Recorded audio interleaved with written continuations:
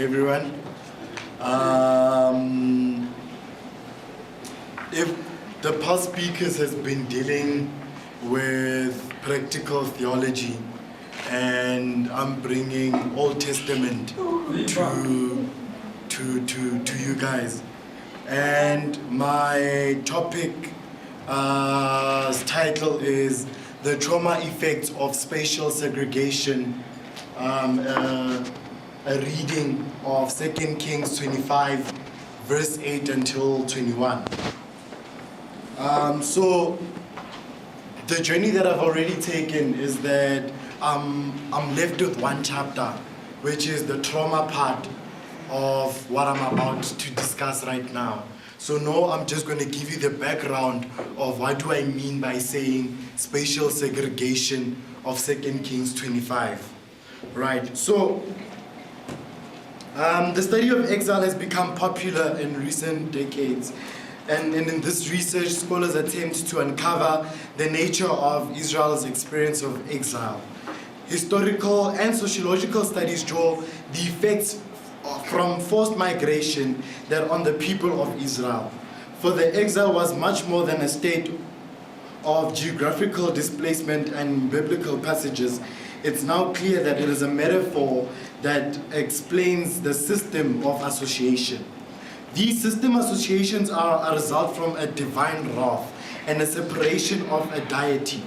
However, the word exile refers to the deportation of captive people, because even when the people have returned from exile to their land, the trauma of exile still lives within them since they were slaves of foreign powers. This alienation never left them.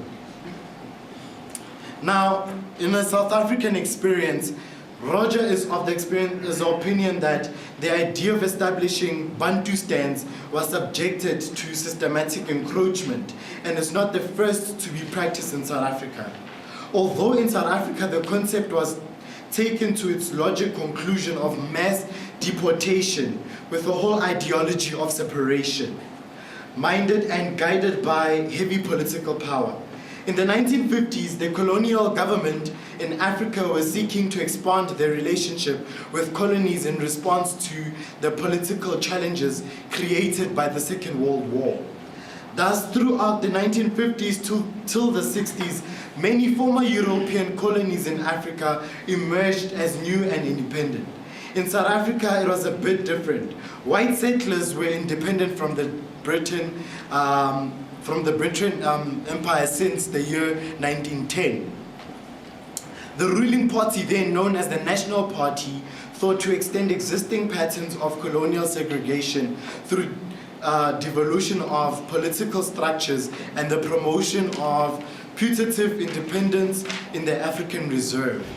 The National Party thought it would be benefit to tighten and extend existing systems of invasion control designed to prevent the movement of black people to urban areas.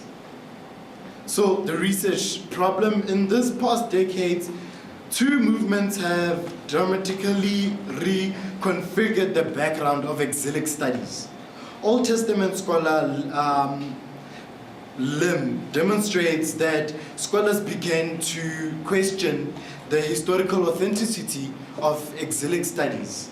It was always believed throughout the 20th century that the exile referred to the Babylon exile that began with the destruction of the Jerusalem in 586 BCE and with the Cyrus decree in 539 BCE.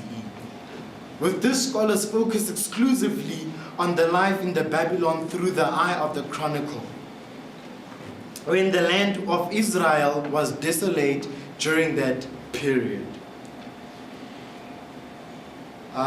Methodology. So the text will be analyzed on a synchronical level using perspectives from narrative criticism. This will be combined with insights from historical critical exegesis as well as sociological criticism.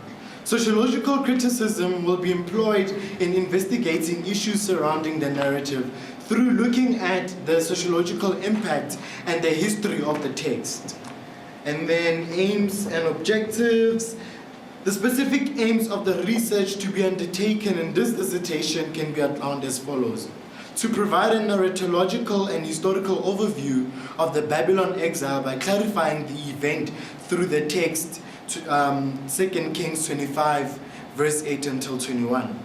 And then through the sociological and historical criticism to analyze the exilic event and to use a trauma theory as an interdisciplinary approach in addressing the trauma and the effect of it within the context of the Judeans and South African. Galebo. With Sandile, it will be doing a repetition and tautology. So to avoid that, but I would want to, like as Murute has mentioned concerning the research problem, but I don't want to go there. But I would also be keen to ask concerning the liberation paradigm. Are you also willing to use a liberation paradigm in order to talk about the Babylon exile and the spatial segregation also? So that's what I would want to know. Thank you. Okay, noted. Just note. I carry a note that deliberate. Look, Sandile, I think we must commend you for going to a field some of us had ran away from. As a church, I think we're lacking when it comes to biblical scholars. But I think you must display your command of the language, so that you avoid toxic people asking you, but now you are reading into the text issues of colonization. So that people are very safe. They know what we mean by colonization, but they'll say, but there was no colonization in the Bible. So to avoid that, it doesn't have to distract you, take you there. Clarify it, what you mean by colonization from the onset. Out of interest, there's that Argentinian theologian and philosopher